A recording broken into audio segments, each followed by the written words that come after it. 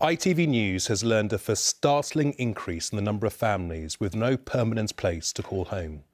New research shared exclusively with us by the charity Crisis found there's been a 10% increase in homelessness in England in the last 2 years. That's nearly 250,000 households.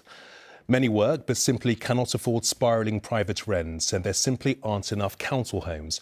So they are stuck moving between hotels, beds and breakfasts, hostels or on friends' sofas. We even found one family living in a tent. Such homelessness places parents and their children under enormous stress, and some are being told by councils they may have to move hundreds of miles from their local area. Here's our investigations correspondent, Daniel Hewitt, on those with no home and no hope. Aurora has been homeless for half of her life. This little 11-month-old has learned to crawl, to play, and now almost walk in cramped, overcrowded hotel rooms, surrounded by boxes and bags of belongings, and her 2 brothers, all bereft of home. It was snowing, and I thought, I'm on the street with a baby. It was horrible, and I remember just sitting in the car and crying. Mum Michaela juggles her job in a factory with trying to find somewhere to live. She's rented privately for 13 years, but in February became homeless. With no council homes available, she's moved from hotel to hotel in North London. Have you tried to find anywhere to rent privately? There's nothing that's affordable, nothing. Even if I didn't have any bills to pay, I didn't eat food, I still would not be able to afford the price they're charging. So we've got a break in the weather. We've been with Michaela since the start of the school holidays. Despite working, she can't afford any summer clubs, so the park is their escape. We'll switch. Okay, every 5 goals. It's where 8-year-old Callis is happiest, with a ball at his feet.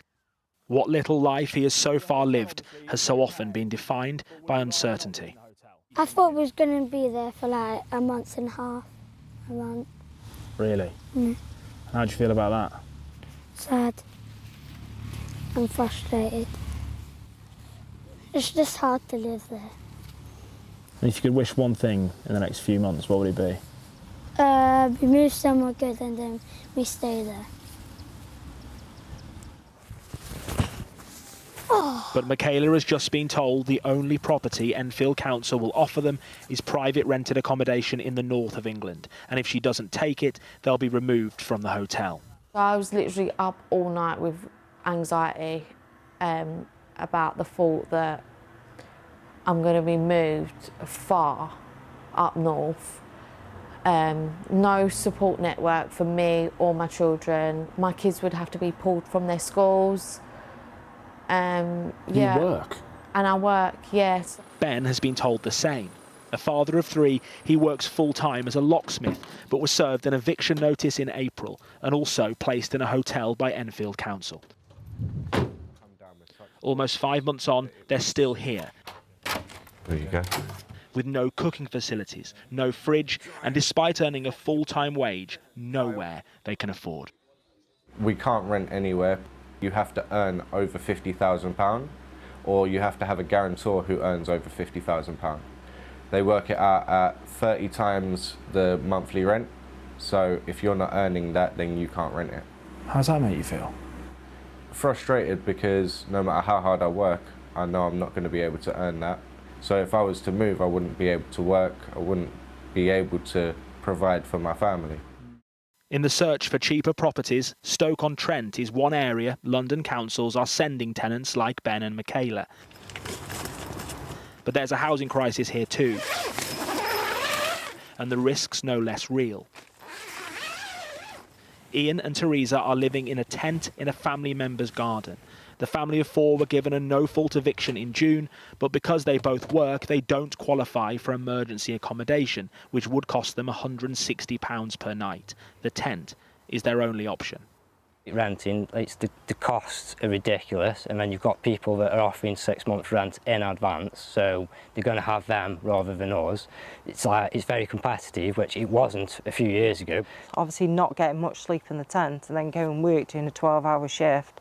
I'm like constantly tired, but it's just what I've got to do, isn't it? It's took its toll on me mentally. like really, like I said, I've been suicidal. So and I've rang the hotlines a few times to just chat to people and stuff. So. But back in Enfield, the council says it has no choice but to send families into private rented accommodation out of London. The number of people who are approaching the local authority has doubled over the past year, and it's in part because we've now got only half the number of affordable homes in the private sector. And I'm unwilling to leave children in hotel accommodation because I think it is hindering their life chances. What happens to a family if you move them, say, to the north of England? In 2 years' time, the private landlord you use to rehouse them evicts them. Well, in many ways, it's no different to being evicted when you would have been in Enfield too. So they would it's go completely to their different because they're from Enfield. So they may have family support network, they may have people they know. If you send them up to the north of England, they don't know anybody, and then they're homeless completely on their own.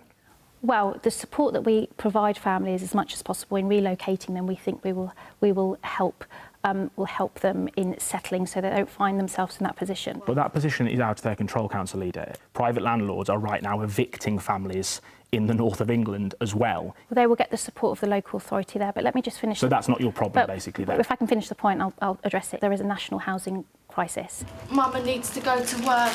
It's a crisis leaving working families in a never-ending search for security, never knowing where they'll end up. Daniel, a desperate situation. What hope is there that things will improve? Well, there is a small glimmer of hope tonight, Gamal, for Ian and Teresa in Stoke. After 7 weeks living in that tent, they have now been offered a council home. Not exactly what they wanted, but right now it is much better than the tent. I have to say, though, for Ian and Teresa, they are a rare glimmer of hope. We call this a housing crisis. We really should call it a housing emergency. We are seeing in parts of the country the working poor, as they're sometimes called, becoming the working homeless, and it's posing impossible choices. If you're Enfield Council, what do?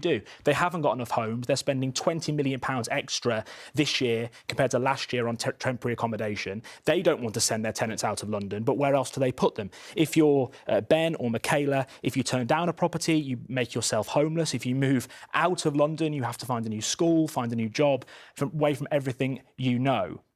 Charities say the government can do two things here straight away. They can raise housing benefit in line with the cost of real rent. That's unlikely to happen. They can also scrap Section 21 no-fault eviction notices to give tenants more protection. The government say they will do that, but we don't know when they will do it. I have to say, Gamal, right now, the size of this problem is not being met in scale by the response from the government. I have to say, successive governments, and I come back to it, I say it on this programme time and time again, not building enough houses for people like Ben and Michaela and everyone else in that programme.